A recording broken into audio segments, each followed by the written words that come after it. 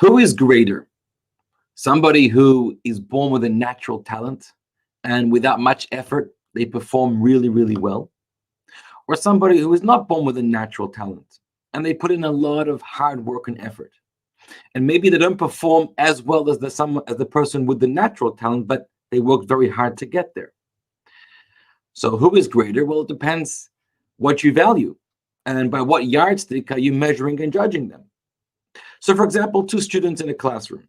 One student is naturally bright and gifted, doesn't work very hard and gets 100s on their test. Another student is not as naturally gifted and he or she has to work very hard. And eventually, after a lot of work, they get 70 something on their test. What's a greater student, a better student? Depends what you value. If you're looking for results, the student who got 100 got a better score. If you're judging hard work and effort, well, the student that may have only received 70 or 80, a lower score, they perform much better in terms of their effort. So the same thing applies in a spiritual life. The Talmud makes a very peculiar statement, a cryptic statement, as follows. Come and see the difference between a tzaddik and a rasha, a righteous person and a wicked person, and the difference between a person who serves God and a person who does not serve God. Now, the Talmud asks, that seems to be a double expression. The tzaddik and the rasha seems to be the same as the person who serves God and doesn't serve God. Why the need for the repetitive expression? So the answer is as follows, and this is elaborated in the Tanya portion for today. Both the person who serves or who doesn't serve God is not the rasha, is not the wicked person, because we're talking about a person who doesn't sin, doesn't make any mistakes, always does the right thing, always performing a mitzvah, always being holy and productive. And yet at the same time, there could be the one who serves God or who doesn't serve God, but they're not the rasha, they're not the wicked.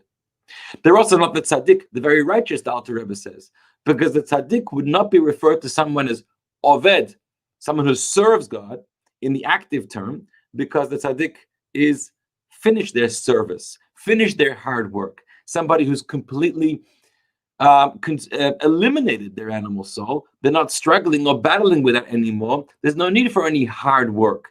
To them, it comes easy. They are considered the Eved Hashem. They've already become the servant without having to work hard on being the servant. So these two categories of the person who serves God and doesn't serve God is not the same as the tzaddik and the rasha. The tzaddik is a person who is completely controlled and governed by their godly soul, filled with the love of delight for Hashem. It fills their minds, it fills their heart, and therefore it's easy for them. There's a peaceful life. There's no struggle for them to always be doing the right thing. The rasha, on the other hand, is the wicked person, the sinner who is completely controlled by the animal soul.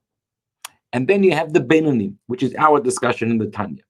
The Benoni is the person who has a very strong battle within, the two souls against each other, the voice, the consciousness of godliness, wanting to fill the mind and the heart with the holy feelings and emotions and drives, and then the voice and the consciousness of the animal soul, which wants to do the opposite. In that realm, in that category of the Benoni, you have two kinds of people: the person who serves God and the person who does not serve God.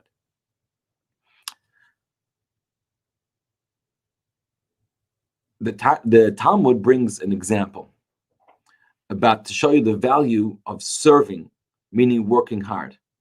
So the example in those days was from the donkey drivers. If you wanted to catch a cab back in the day, so you hired a person with a wagon to drive you somewhere.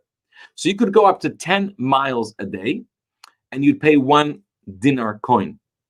If you ask the driver to go 11 miles, 1 extra mile, you pay 2 dinar coins. Doesn't make any sense. For 10, I can get 10 miles for 1 coin. 11 miles should be $1.10, an extra 10 cents or a little more. Why double? So the Talmud says because it was normal and average for drivers to be able to drive 10 miles a day. So that's doing something which is fairly easy and routine.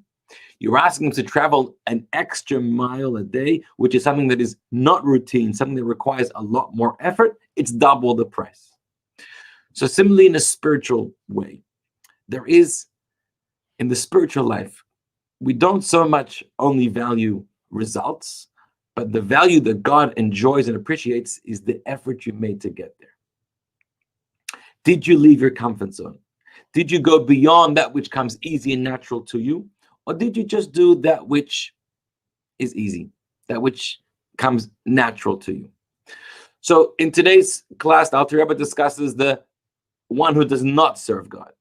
The one who does not serve God, he may be the Beneleh, he may be the person who never sins, never makes a mistake, but not because he works hard to deal with the struggle within and to overcome the impulses, the urges of the animal soul, and to always be performing the right thing. He doesn't work very hard.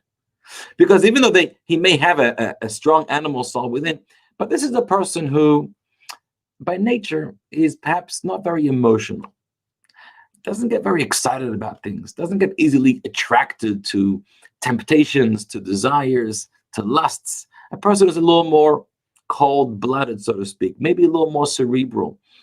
And so the natural things which would excite and tempt a person, whether, I'll try to bring examples, whether it's in the sexual realm of inappropriate thoughts or attractions, whether it comes to other kinds of indulgences and self-gratifications when it comes to food and other kinds of pleasurable activities, whereas for some people that's a big struggle.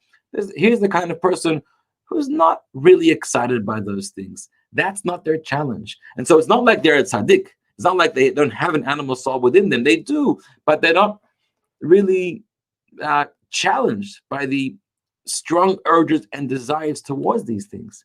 And so without much effort, they're able to always control their behavior. They're able to always ensure that the desires, the drives of the animal soul never find their way through their actions of thoughts, words, and behaviors.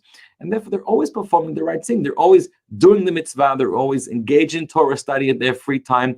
They're always being productive and holy. They're never engaging in a sin, but not because they worked hard to get there. They didn't fight any strong battle. For them, they can rely on the natural love. That's sort of the hidden love within their godly soul. Not something they need to work hard to develop and to stimulate in order to overpower the desire of the animal soul. That natural hidden love within them is not something that they achieved in their life. You didn't work on that. That's something you were born with. That's an inheritance. That's something that's in your natural spiritual DNA of your soul. And so here we have the model of a person, and it could be all of us at different times in our life, or some people for most of their lives, that they may be always doing the right thing and living a holy life and never sinning and never being the Rasha, but not because they're working hard. It's easier for them because of the kind of nature and disposition that they have. That's one kind of Beneleh. In next class, tomorrow, we're going to explore the other kind of Beneleh, the one that has to work hard.